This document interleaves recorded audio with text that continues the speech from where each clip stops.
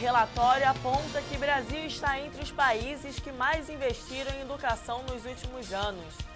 Governo cria força-tarefa para combater surto de microcefalia.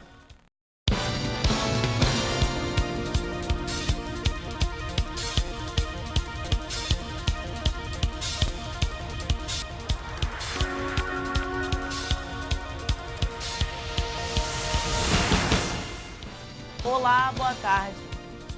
Hoje é o Dia Nacional de Combate ao Câncer.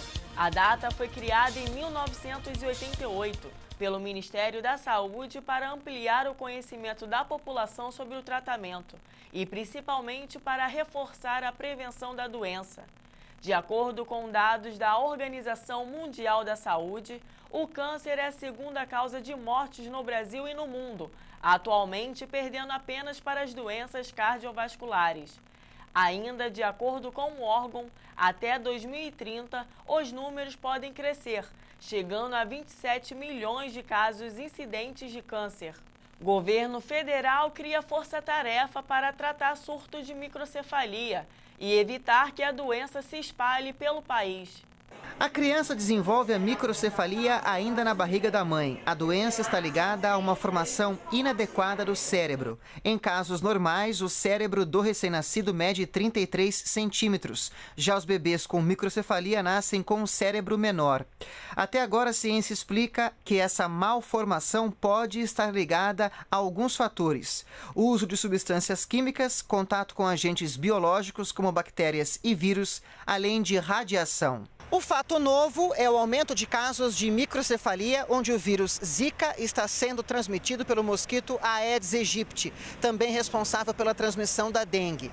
Até agora, o Ministério da Saúde já confirmou 399 casos de bebês com microcefalia em 7 estados do Nordeste, com Pernambuco liderando o ranking. Por enquanto, não há uma comprovação entre a microcefalia e o vírus Zika, mas o Ministério da Saúde já começou estudos para verificar essa relação. A presidenta Dilma pediu para que o ministro da Saúde chame imediatamente uma reunião com todos os pesquisadores. Repito, o Ministério da Saúde já está tomando as medidas necessárias, mas a presidenta pediu para que se chame uma reunião com todos os pesquisadores para que a gente possa saber o que é possível avançar em caráter emergencial. O Ministério da Saúde também faz recomendações às gestantes: fazer o pré-natal e realizar todos os exames recomendados pelo médico, não consumir bebidas alcoólicas ou qualquer tipo de drogas, não usar medicamentos sem a orientação médica, evitar contato com pessoas com febre, erupções na pele ou infecções, adotar medidas para reduzir a presença de mosquitos transmissores de doenças, proteger-se de mosquitos e utilizar repelentes indicados para gestantes. Folha de pagamento dos empregados domésticos estará disponível a partir do dia 1º de dezembro. A guia poderá ser emitida e paga até o dia 7.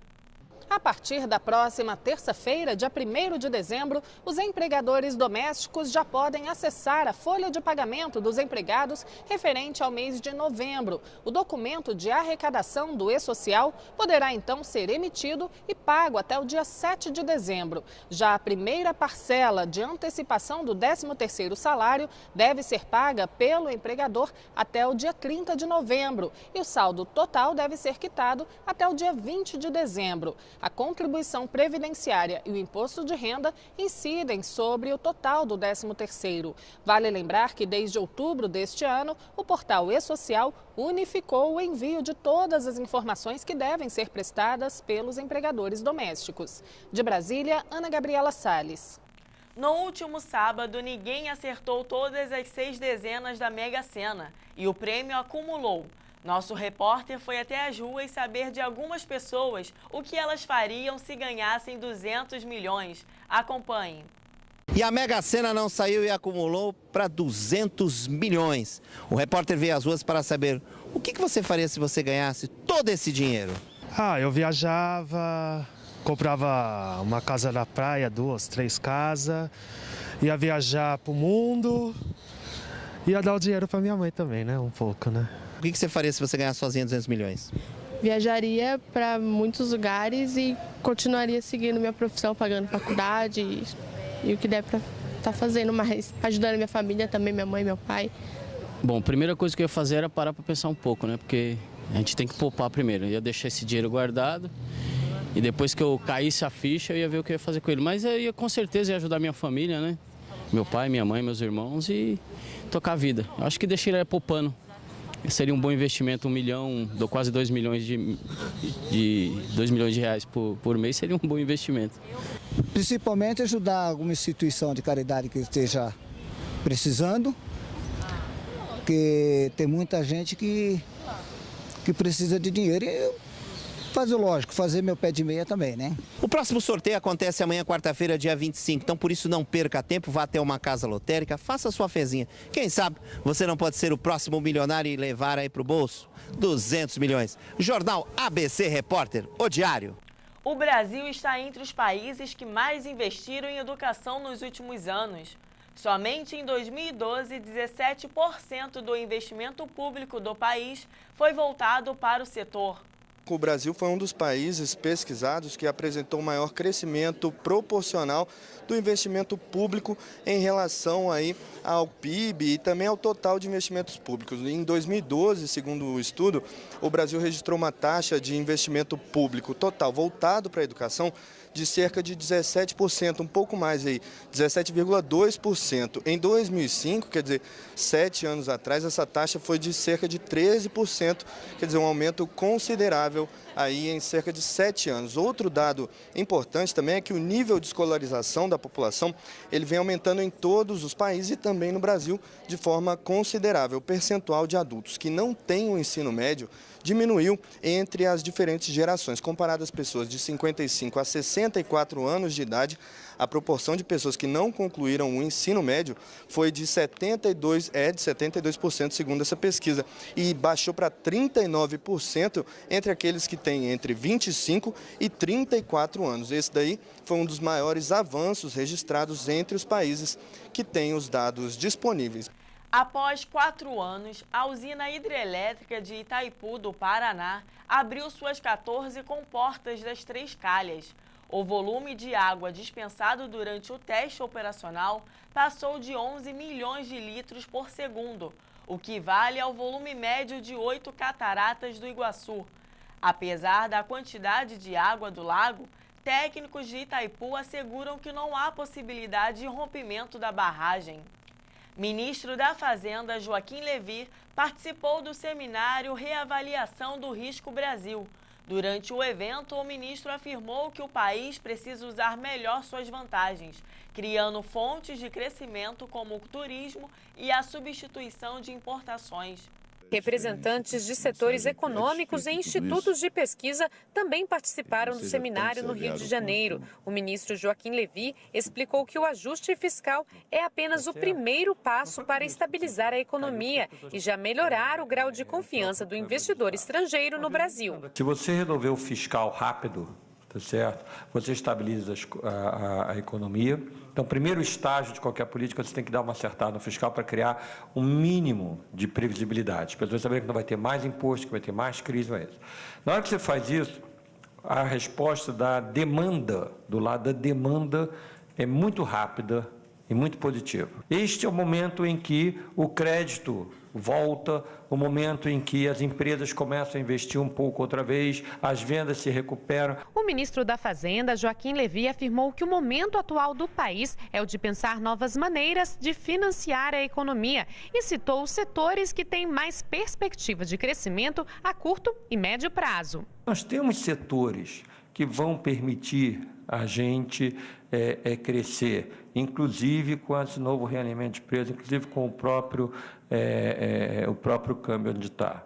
Obviamente, estando aqui no Rio de Janeiro, nas vésperas das Olimpíadas, não preciso dizer que, com um mínimo de arrumação, para, nos próximos 3, 4, 5 anos, o turismo fazer uma contribuição extremamente positiva. Na última terça-feira, foi realizada a 5ª edição do programa Pró-Equidade de Gênero e Raça e premiou 68 organizações públicas e privadas que adotam práticas para eliminar o preconceito e a discriminação no trabalho.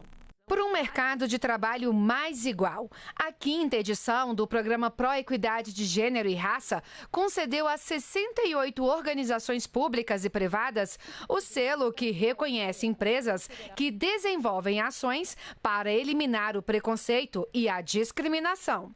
Uma das iniciativas premiadas foi encampada pela Fiocruz, um dicionário com temas que tratam da violência contra as mulheres. Nós fizemos um dicionário que também, além do significado científico, tem um significado pedagógico. O que eu quero dizer? Nós queremos que todas as mulheres tenham acesso a isso, possam compreender de onde vem essa luta das mulheres por direitos humanos, por dignidade, por liberdade, por fraternidade, todas essas bandeiras que vêm desde a Revolução Francesa sendo levantadas pelas mulheres. Nós contamos essas histórias.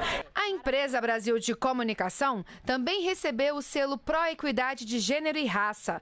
Entre as medidas adotadas pela instituição estão a criação de salas de amamentação e a ampliação das licenças maternidade e paternidade. O Pró-Equidade de Gênero e Raça foi criado para difundir novas concepções de gestão de pessoas e cultura organizacional, com o objetivo de alterar as dinâmicas praticadas no ambiente do trabalho e criar novas práticas de gênero e de raça, onde o preconceito e a discriminação deixam de existir, ou pelo menos vem uma luz no fim do túnel. Esta é a 5ª edição do programa Pró-Equidade de Gênero e Raça, que desde 2005 distribui selos a instituições de diversos setores. A ministra das Mulheres, Igualdade Racial e Direitos Humanos, Nilma Lino, leu uma mensagem da presidenta Dilma Rousseff sobre o tema. As pessoas e as instituições precisam adotar novos comportamentos e novos valores. Precisam agir de forma sistemática em favor de relações mais iguais, inclusive no mundo do trabalho. Avançamos muito, mas ainda há muito que ser feito em favor da promoção da igualdade no Brasil. E você vai ver a seguir. Ministério da Agricultura lança programa de vigilância na faixa de fronteira.